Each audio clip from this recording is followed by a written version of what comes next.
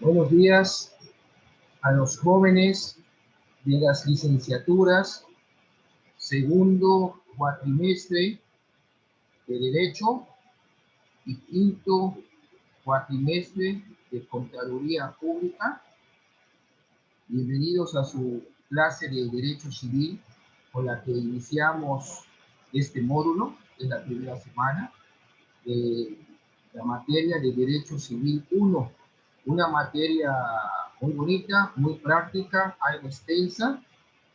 Y parece así que los de Derecho van a seguir viendo Civil 2, Civil 3, Civil 4, Civil 5 en el transcurso de su licenciatura.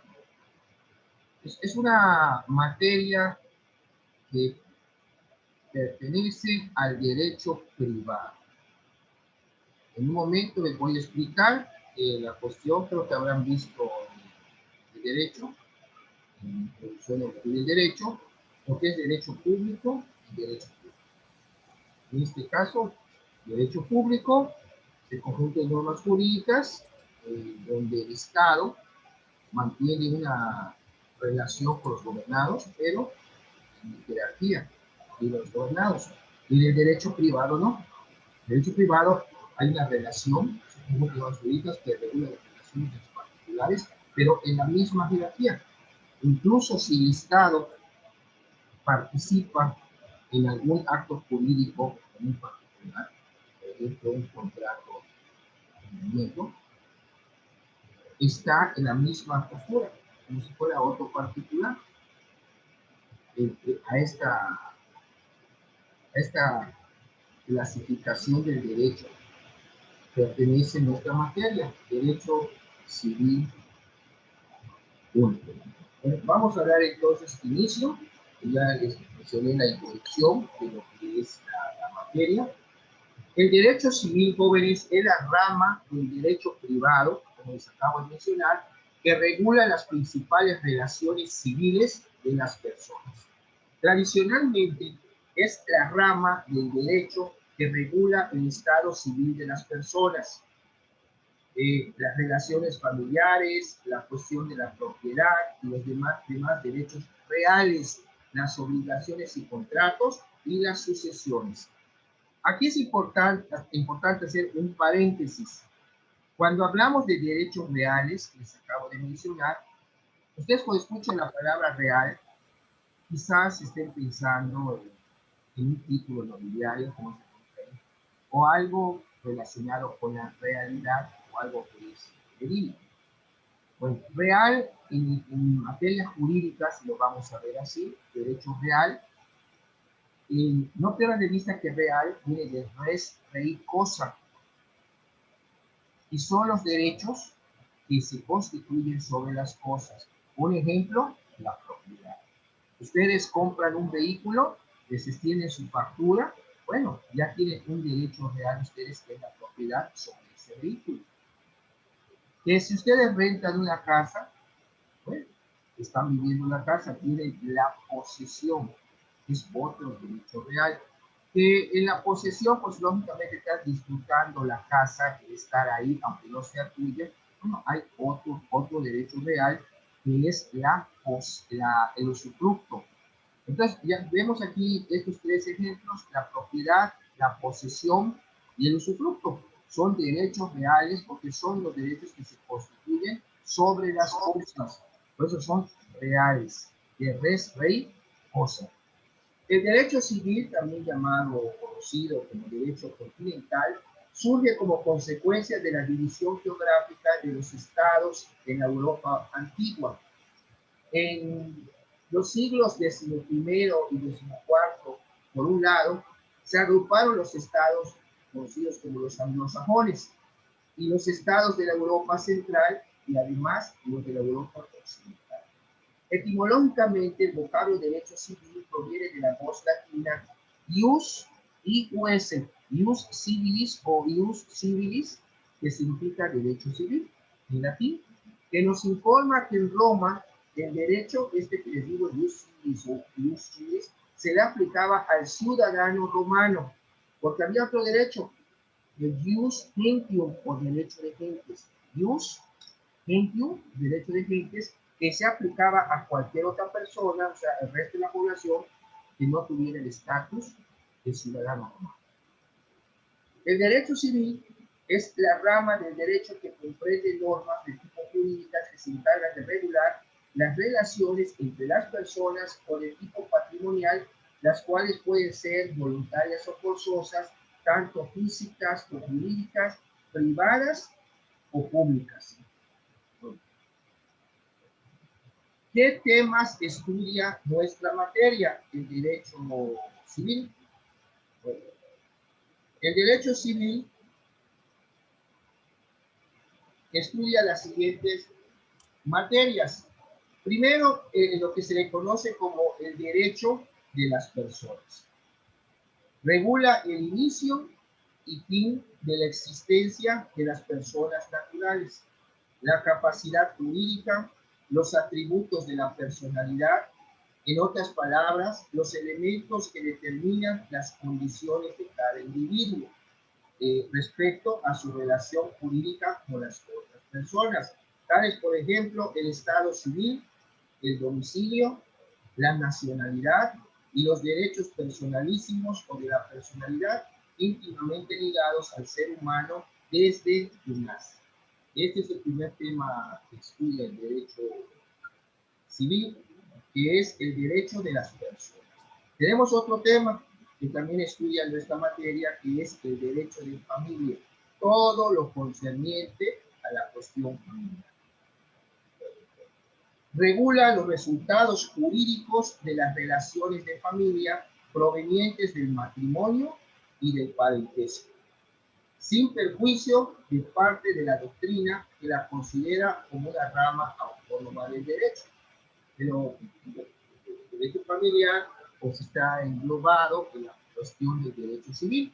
Yo, bueno, me gustaría hacer también un paréntesis.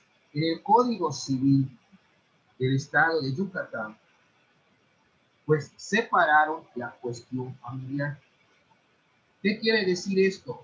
Que Yucatán tiene, además de su Código Civil, tiene su Código de Familia, su Código Familiar, con su respectivo Código de Procedimientos Familiares. O sea, tiene ya su propio Código Familiar. Vamos a ver en esta clase la diferencia que hay entre compilar y codificar.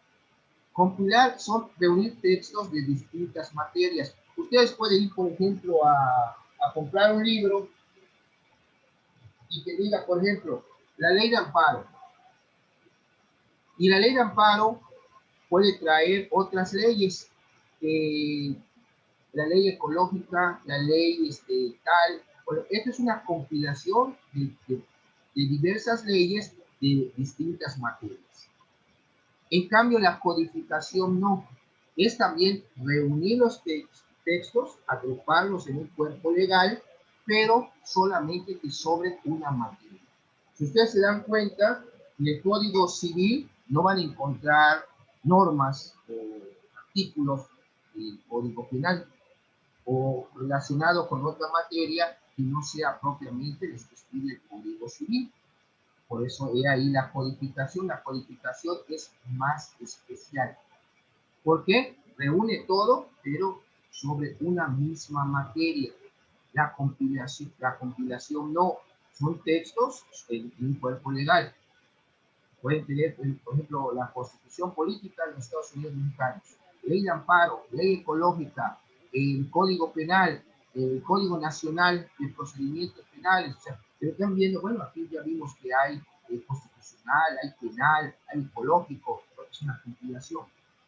Pero si habláramos de normas de una misma materia, sería una codificación. Aquí en Quintana Roo tenemos nuestros propios códigos, el Código Civil, Código Penal, el Código de Comercio, pues ya ves que se aplica tanto en ámbito federal como en ámbito local. Bueno, después de haber visto este otro tema que también estudia el derecho civil, que es el derecho de familia, también un tema que también está comprendido en el estudio de nuestra materia es el derecho de cosas prohibidas, que regula lo que se conoce, como lo que les expliqué expliqué hace un momento, como los derechos reales, en general, las relaciones jurídicas de los individuos con los objetos o cosas, tales como la propiedad, los modos de adquirir la propiedad, la posesión, la mera tenencia, el usufructo, etcétera, etcétera. Este es otro tema que estudia también nuestra materia. ¿Qué otro tema también? Nos vamos al lado, ahora a la cuestión de los difuntos. El derecho sucesorio o el derecho de sucesiones. Esta materia, que también estudia derecho civil, pues regula las consecuencias jurídicas que vienen determinadas por el fallecimiento de una persona física en lo relativo a la transferencia de sus bienes y derechos a terceros. Hablamos, por ejemplo, de un testamento, de la herencia, de cómo se hereda, de la sucesión legítima, que la sucesión legítima es, pues, bueno, cuando no hay testamento, porque el testamento, la persona manifiesta su última voluntad. ¿A quién le voy a dejar mi casa? Bueno, se la quiero dejar al vecino. Ahí lo vas a poner. Es tu última voluntad y es un acto solemne que se tiene que respetar porque es mi última voluntad. Por eso ven que las cuestiones de herencia, dicho familiar, sobre todo cuando no hay testamento. ¿A qué me refiero? Cuando no hay testamento, bueno, van entonces a heredar los que deben de heredar. En este caso, podrían parentesco. A eso se le conoce como la sucesión legítima. Entonces, habría que promoverse un juicio de sucesión intestamentaria porque quedó intestado, no hay testamento. Cuando hay testamento, pues bueno, vamos a adjudicar el bien a la persona que hizo el testamento, entonces hay que promover un juicio que se llama juicio de sucesión testamentaria. Ya ustedes la dijimos, pero esto que estamos hablando de testamento, herencia, punto, estamos hablando de derecho sucesorio, que es otro tema que estudia también nuestra materia. Pasamos ahora a otro tema que estudia también el derecho civil, que ustedes conocen, que son las obligaciones y los contratos. Regula los hechos, actos y negocios jurídicos y sus consecuencias y efectos tributarios. Tenemos también la cuestión de la responsabilidad civil, que también estudia nuestra materia, y trata de la indemnización de los daños y perjuicios que se causan a otra persona. Y al haber una afectación, pues lógicamente hay que indemnizar. Esto también, todo lo referente a este tipo de responsabilidad civil, lo estudia el derecho civil, que estamos ahora estudiando. ¿Qué otro tema? Las normas del derecho civil internacional, que son aquellas normas del derecho internacional privado, reguladoras de la ley civil aplicable en caso de que haya un conflicto de leyes. Y finalmente tenemos también abarca normas genéricas aplicables a todas las ramas del derecho, como la aplicación e interpretación de las normas jurídicas. Por esta última razón, el derecho civil recibe su denominación, es conocido también como derecho común. Derecho común. Es necesario tener en cuenta que el estudio del derecho civil entiende además el análisis de las distintas acciones judiciales que el ordenamiento jurídico otorga para la protección de las situaciones jurídicas antes descritas. En el transcurso de su carrera deben de estudiar una materia que son los elementos del proceso, en donde se ven las acciones, entre otras cosas, cuáles son las acciones civiles que tienen que promover según sea el caso de la afectación. Hay acción reivindigatoria para recuperar, por ejemplo, un inmueble, si tiene otra persona, bueno, son acciones que van a aplicar según sea el caso. Son varias las acciones que existen en materia civil, pero cada una se aplica para un caso determinado, entonces hay que aprenderlas y saber el caso. de mañana tener un cliente y la asesoría, decir, bueno, su asunto es así, hay que promover este juicio. Pero lógicamente ustedes ya saben que no según el problema del cliente. Vamos a ver algo de historia del derecho civil. ¿De dónde viene nuestro derecho? Nuestro derecho viene de Roma. Roma conquistó España, o sea, invadió España. España conquistó México. Ustedes ven que se puede.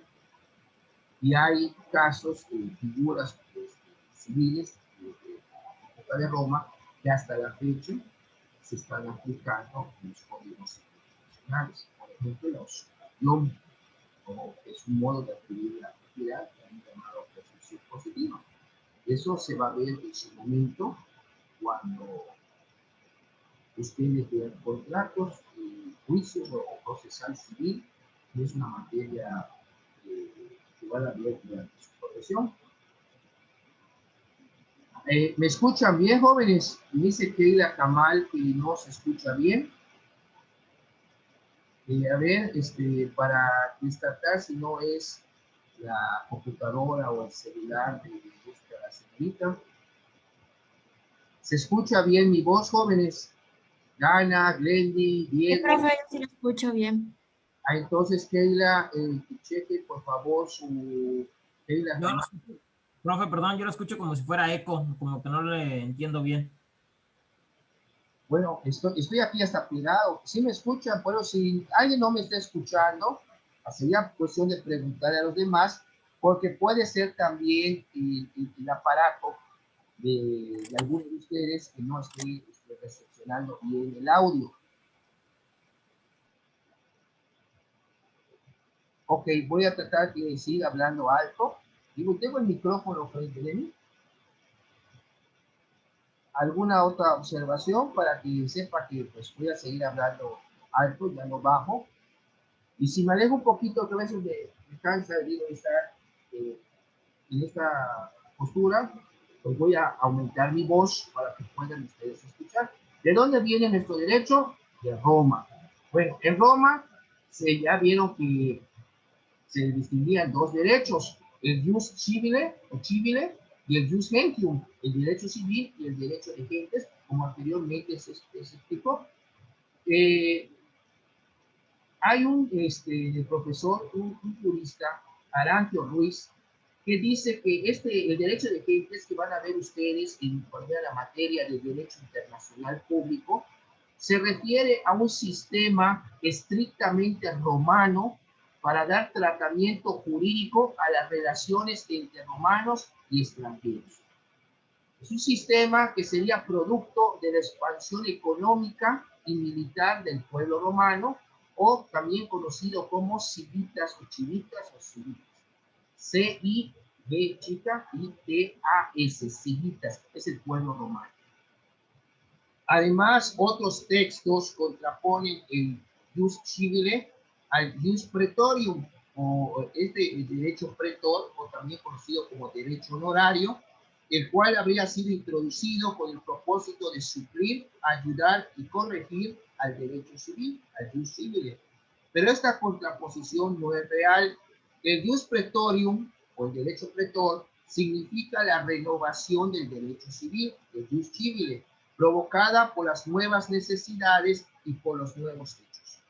Hay que hacer una aclaración, y esta es de que el pretor no creaba el derecho, solamente declaraba cómo lo entendía y los principios que seguiría en el ejercicio de sus funciones. El derecho civil, como derecho de cives de la población romana, no se identifica con el derecho privado. Es cierto que la construcción romana construyó de preferencia las instituciones privadas, como es la persona, la familia, la propiedad, las obligaciones, la herencia, estas cuestiones que estudia el derecho civil, pero dentro del derecho civil, del jus civile, hay instituciones que son extrañas al derecho civil, a nuestra concepción de derecho civil, como están, por ejemplo, las cuestiones de carácter penal, procesal, las administrativas o bien las de carácter político. Bueno, el derecho civil, que estamos hablando, el jus civile, en su sentido propio y originario, sería el ordenamiento tradicional que habrían adoptado los grupos primitivos romanos reunidos en una comunidad política y estaría constituido por una serie de principios fundamentales establecidos por la jurisprudencia religiosa y luego laica de los prudentes. Este núcleo de principios tradicionales se va ensanchando a lo largo de la historia del derecho romano, naciendo un nuevo derecho civil que se le conoció con el nombre del jus civile novum. Jus, el derecho, civile o civile, latín, civil, novum, nuevo derecho civil, por obra de las leyes, los plebiscitos, los senadoconsultos y decretos de los príncipes. Al mismo tiempo, el viejo derecho civil, el jus civile, el de los principios tradicionales, experimenta la influencia del derecho de gentes, del jus gentium, y del jus praetorium, o bien conocido también como honorario. Y todos estos derechos van a ser el jus civile en la compilación de Justiniano. Justiniano fue un jurista romano, muy conocido, muy importante, que se menciona en varios libros de derecho. Incluso cuando se están estudiando derecho romano, van a oír hablar de Justiniano, sobre todo de la compilación de Justiniano. Él compiló todas estas normas, ya vimos que es la compilación, a diferencia de la codificación. Bueno, el concepto del derecho civil en la Edad Media, ¿cómo era? En el año 476 después de Cristo, se produce la caída de lo que se conoció como el Imperio Romano de Occidente, en lo que se ha denominado el inicio de la Edad Media. Cuando cae el Imperio Romano de Occidente, inicia la Edad Media. La invasión de los pueblos bárbaros, que la provoca definitivamente, acaba también, o termina de manera oficial, con el derecho de Roma. Pero el derecho romano seguía sobreviviendo en la práctica de los pueblos dominados y con gran influencia en las leyes de los pueblos invasores. Durante muchos años no va a haber más derecho que la costumbre, lo que se conoce como derecho consuetudinario o la norma consuetudinaria. Cuando escuchen ustedes la palabra consuetudinario, se está refiriendo a la costumbre. Acuérdense que en primer cuatrimestre, cuando vieron introducción al estudio del derecho, vieron cuáles son las fuentes formales, reales, históricas del derecho. Entre esas tenemos en las fuentes formales la costumbre, o sea, estamos hablando de la norma consuetudinaria. Tenemos también lo que es el fuero, los estatutos de las ciudades, incluso el estatuto de las corporaciones y de los gremios. Hay pues, hasta esa época de la Edad Media, un acusadísimo particularismo jurídico. Y a finales del siglo XI y principios del XII se produjo un fenómeno importante en esta época, que fue la recepción del derecho de Roma.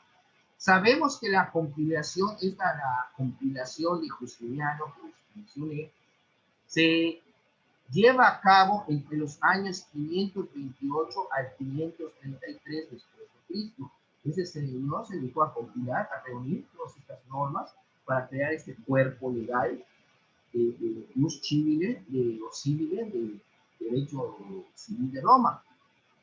Bueno, se llevó a cabo en estos 5 años, 528 y 533 después de Cristo, en el Imperio Romano de Oriente.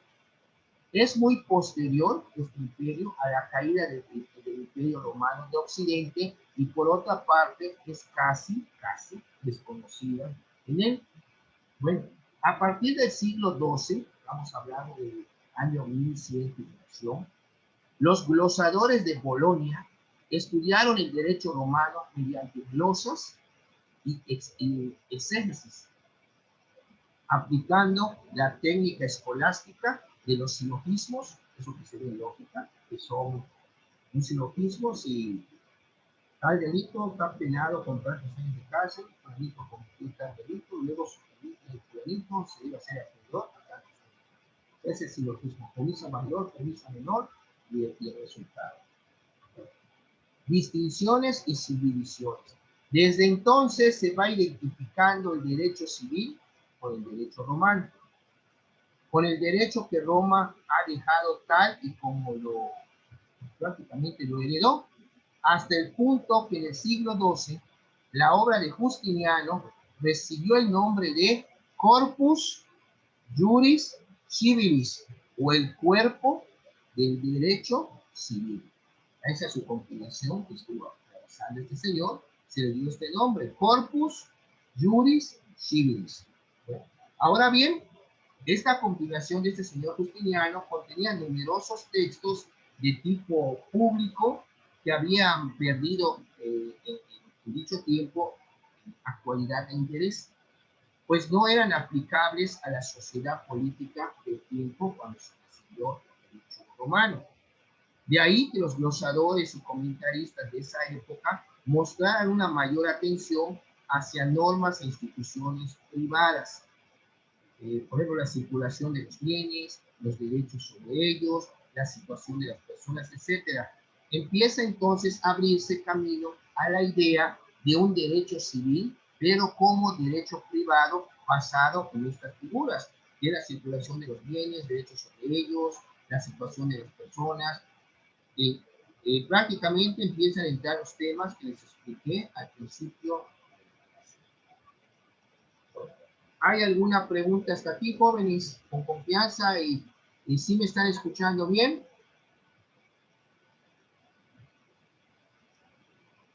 A ver, jóvenes, ¿alguna pregunta de nuestra materia? Sí, profe, se escucha bien. Todo claro, todo claro.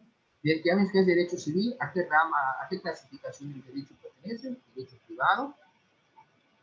¿En qué temas son los que estudia el derecho civil? También lo vimos. ¿De dónde viene el derecho civil, así como el derecho de Roma? Estamos viendo cómo fue evolucionando el derecho civil desde Roma, Edad Media y así en adelante, hasta que llegue hasta nuestros días. Bueno, continuamos entonces.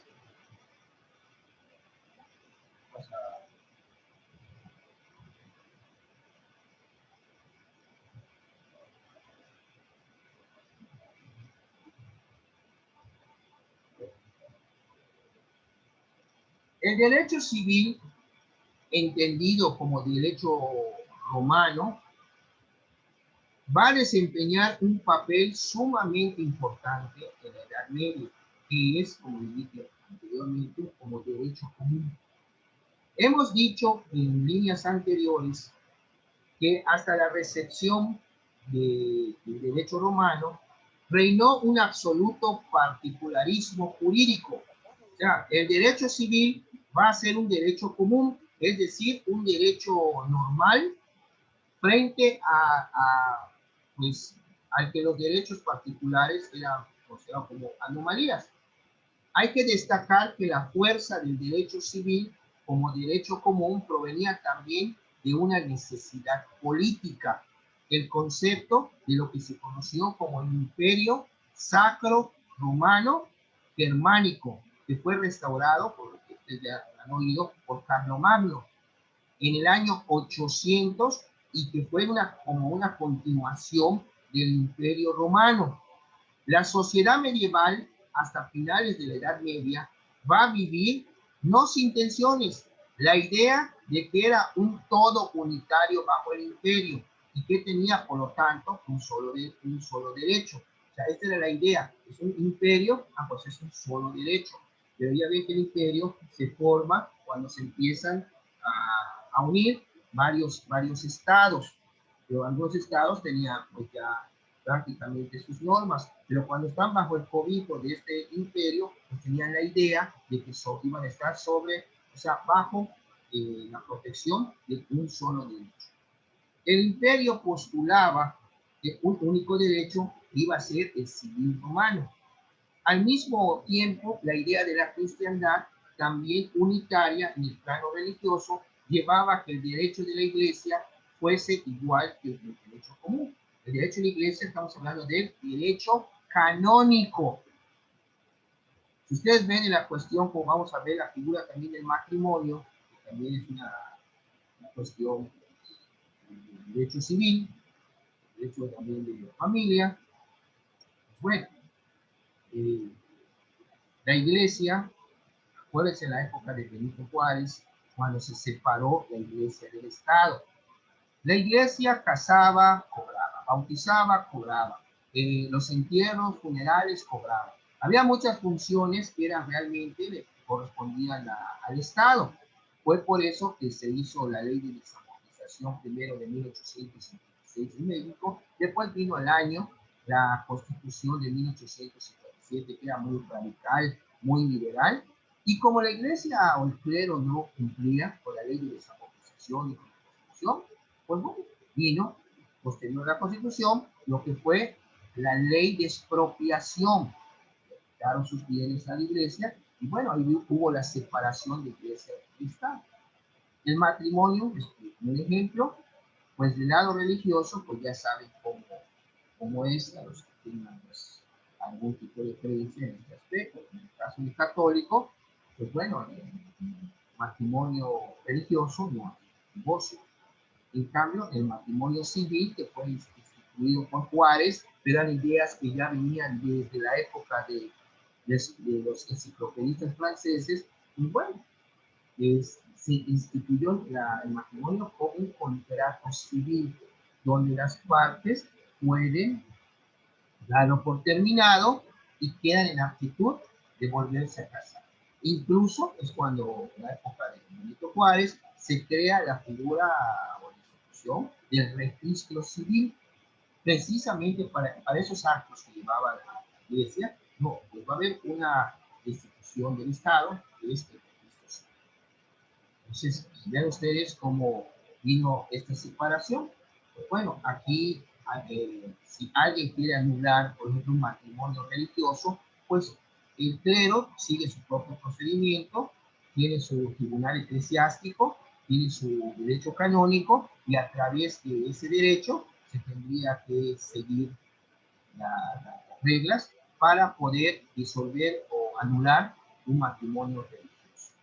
Pero eso es harina de otros costarrones, se llama no se quiere decir una referencia de cómo pues, la iglesia tenía ya desde esa época su derecho canónico, tenía sus normas eclesiásticas. Por eso decía, momento, van a tener derecho civil por derecho común, yo también tengo mi normatividad, que es el derecho canónico, y que sea también reconocido como está también el derecho común. O sea, la iglesia siempre le ha hecho como apartarse a la cuestión civil y regirse bajo su propia normatividad, en este caso es el derecho canónico. Bueno, el derecho canónico adquirió importancia relevante a partir de unas leyes que emitió un papa que se llamó Gregorio IX en el año de 1234, que se llamaron las decretales de Gregorio IX. Ahí es donde tuvo una importancia relevante, estamos hablando del año 1234, viene siendo el siglo XIII. Y se estudiará lo que es en la materia correspondiente. Es un derecho canónico, que no se limitaba a regular el fuero interno de los fieles, o sea, que el espíritu, que el alma, sino que también se extendía a aspectos de su vida ordinaria y sus principios espiritualistas, buena fe, obligación de cumplir con la palabra dada. O sea, no bastaba que decía, bueno, o sea, me arrepiento de esto, no lo vuelvo a hacer, y es más, voy a ser buena persona. Bueno, tenía que ver, por eso tuvo esta relevancia, porque también ya veía la cuestión de la vida ordinaria de las personas, de sus feligreses, vamos a mencionarlo así. Bueno, entre el jus civile y el derecho canónico, que se conoce en latín como jus canonicum, va a darse una influencia recíproca y continua.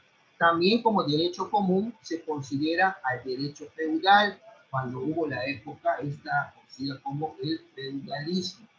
El sistema de vasallaje, pues serían vasallos, claro, señor feudal, son vasallos. El sistema del vasallaje propio de la época feudal, obligó a utilizar normas, costumbres sobre todo, o sea, derechos consuetudinarios, no quiere ver así, para resolver los litigios entre estos señores feudales y sus vasallos. El estudio de este derecho feudal por los juristas va a constituir un tercer elemento del naciente derecho común junto al romano y al canónico, aunque mucho menos importante que ellos. Bueno, y ya nos queda menos de un minuto para el corte de esta primera grabación, para que empiece a convertir en video y al rato ya la tengan ustedes en plataforma. Una vez que se corte, al minuto nos volvemos a conectar para continuar con la clase de hoy. Son las 8 de la mañana con 42, 43 minutos. Nos volvemos a conectar, jóvenes, y seguimos con la clase de Derecho Civil 1 de hoy, lunes 15 de febrero de 2021. Regresamos a clase. Muchas gracias.